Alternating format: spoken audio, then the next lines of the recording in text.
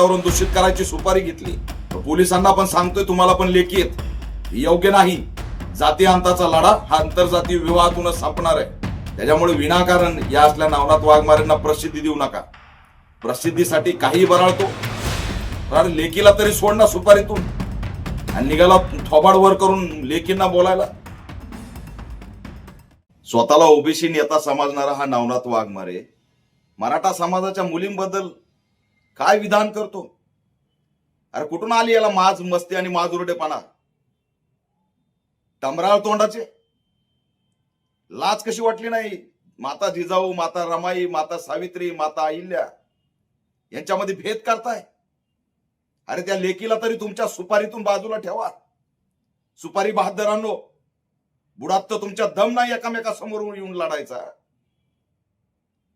लाज कशी वाटली नाही महाराष्ट्राच्या लेकीचा अपमान करताना? डॉक्टर बाबासाहेब आंबेडकरांनी आंतरजातीय विवाहाला स्थान दिलं. आंतरजातीय विवाह केला तर जाती अंताचा लढा त्या ठिकाणी निर्माण होतो. हे अक्कल नसणारे टमराळ तोंडाचे कुठून उगावलेत हे नेते म्हणतात स्वतःला? लाज कशी वाटत नाही या नवनाथ वाघमारेला? आणि पोलिस आतापर्यंत गप्प काय? महाराष्ट्राच्या मुलींबद्दल, लेकींबद्दल अपमान केला जातो आणि नवनाथ वाघमारेवरती गुन्हा दाखल होत नाही. तात्काळ नवनाथ वाघमारेवरती गुन्हा दाखल झाला पाहिजे आणि पोलिसांनी उलटा टांगून मारला पाहिजे.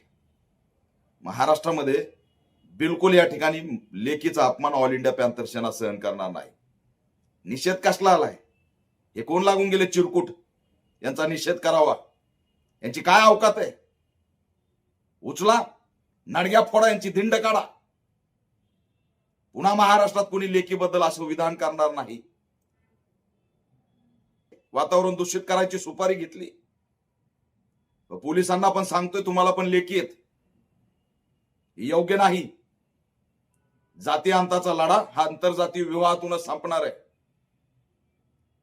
त्याच्यामुळे विनाकारण या असल्या नवनाथ वाघमारेंना प्रसिद्धी देऊ नका. प्रसिद्धीसाठी काही बराळतो, तर लेकीला तरी सोड ना सुपारीतून. आणि निघाला थोबाड वर करून लेकींना बोलायला. असल्याच्या नाडग्या फोडल्या पाहिजेत पोलिसांनी. वातावरण दूषित करायची सुपारी घेतली. पोलिसांना पण सांगतोय, तुम्हाला पण लेखी आहेत, योग्य नाही. जाती अंताचा लढा हा आंतरजातीय विवाहातूनच संपणार आहे. त्याच्यामुळे विनाकारण या असल्या नवनाथ वाघमारेंना प्रसिद्धी देऊ नका. प्रसिद्धीसाठी काही बराळतो, तर लेकीला तरी सोड ना सुपारीतून. आणि निघाला थोबाड वर करून लेकींना बोलायला. स्वतःला ओबीसी नेता समजणारा हा नवनाथ वाघमारे मराठा समाजाच्या मुलींबद्दल काय विधान करतो? अरे कुठून आली याला माज मस्ती आणि माजुरडेपणा? टमराळ तोंडाचे. लाज कशी वाटली नाही?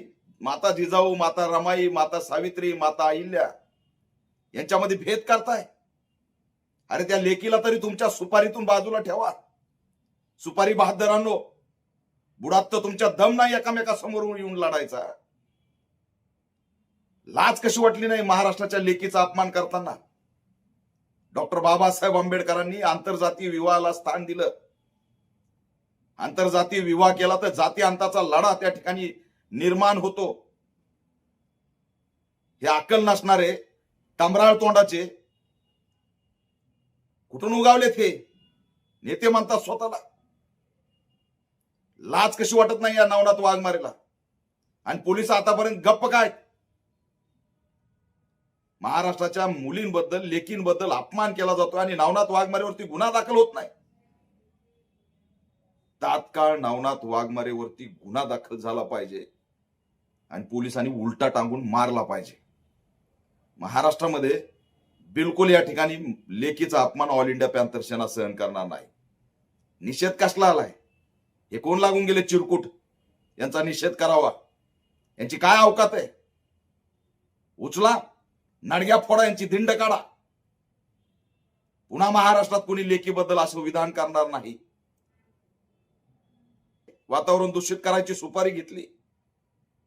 पोलिसांना पण सांगतोय, तुम्हाला पण लेखी आहेत, योग्य नाही. जाती अंताचा लढा हा आंतरजातीय विवाहातूनच संपणार आहे. त्याच्यामुळे विनाकारण या असल्या नवनाथ वाघमारेंना प्रसिद्धी देऊ नका. प्रसिद्धीसाठी काही बराळतो, तर लेकीला तरी सोड ना सुपारीतून, आणि निघाला थोबाड वर करून लेकींना बोलायला. असल्याच्या नाडग्या फोडल्या पाहिजेत पोलिसांनी. नवनाथ आबांनी काय बोललो याचं मी समर्थन नाही करणार. तुम्ही जे ऐकताय गेल्या 2-3 वर्षापासून ते काय लय चांगलं आहे का? मनोज जरांगे काय हरिभक्त परायण काय अभंग समजावून सांगतायत का?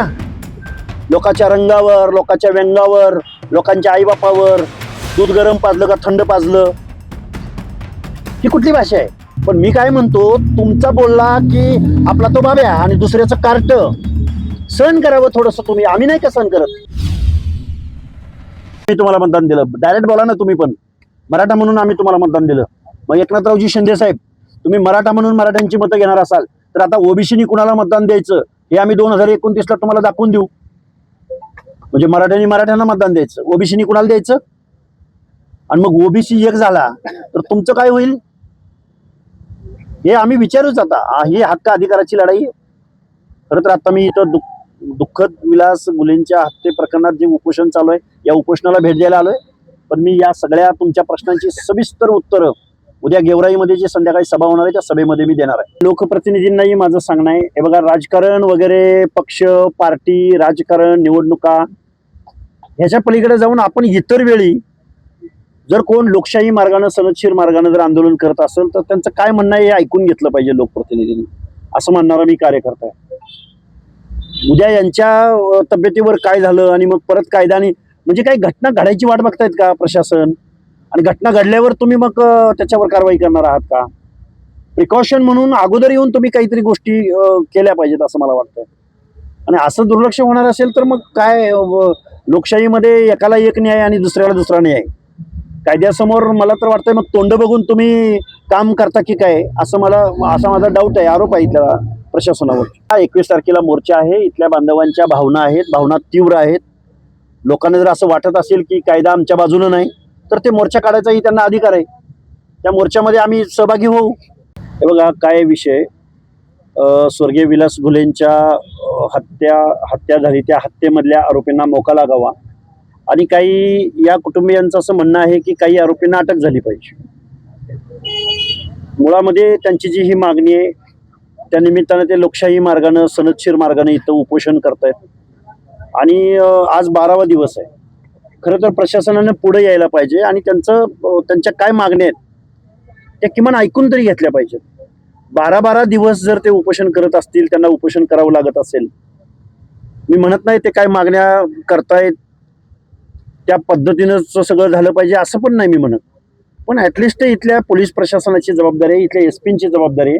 कलेक्टर ऑफिस समोर 15 ऑगस्टच्या दिवशी इथं पालकमंत्री येतात, इथं कलेक्टर येतात, एवढं स्वातंत्र्य दिन साजरा होतो. अशा परिस्थितीमध्ये एका मृताचा भाऊ, त्यांची आई, त्यांची पत्नी एवढे दिवस उपोषण करतात. म्हणजे त्यांच्याकडे दुर्लक्ष करून प्रशासनाला नक्की काय मेसेज द्यायचा आहे हे मलाही न उलगडलेलं कोड आहे. एसपी साहेब नक्की काय म्हणणं आहे, तुम्ही किमान ॲटलिस्ट इथं येऊन त्यांची भेट घेऊन त्यांचं काय म्हणणं आहे एवढं तरी ऐकायला पाहिजे होतं असं माझं म्हणणं आहे. नवनाथ आबांनी काय बोललो याचं मी समर्थन नाही करणार. पण तुम्ही जे ऐकताय गेल्या 2-3 वर्षापासून ते काय लय चांगलं आहे का? मनोज जरांगे काय हरिभक्त परायण काय अभंग समजावून सांगतायत का? लोकांच्या रंगावर, लोकांच्या व्यंगावर, लोकांच्या आईबापावर दूध गरम पाजलं का थंड पाजलं, ही कुठली भाषा आहे? सहन करा ना मग थोडीशी. मी नवनाथ आबांच्या वाक्याचं समर्थन अजिबात करणार नाही. पण मी काय म्हणतो, तुमचा बोलला की आपला तो बाब्या आणि दुसऱ्याचं कार्ट सहन करावं थोडंसं तुम्ही. आम्ही नाही का सहन करत? काय बोलता तुम्ही भुजबळ साहेबांना? कुठल्या भाषेत बोलता? काय बोलला एका समूहाला? शर्मेनं मान खाली घालायला लागेल अशी भाषा. वड्या वगळ्याच्या पैदाशी, उसातल्या पैदाशी तुम्ही नाही बोलला. मग सहन करा ना थोडंसं. वास्तव बोलतोय मी, परखड बोलतोय, कारण सुरुवात तुम्ही केली. मग आता कशाला वाईट वाटतंय तुम्हाला?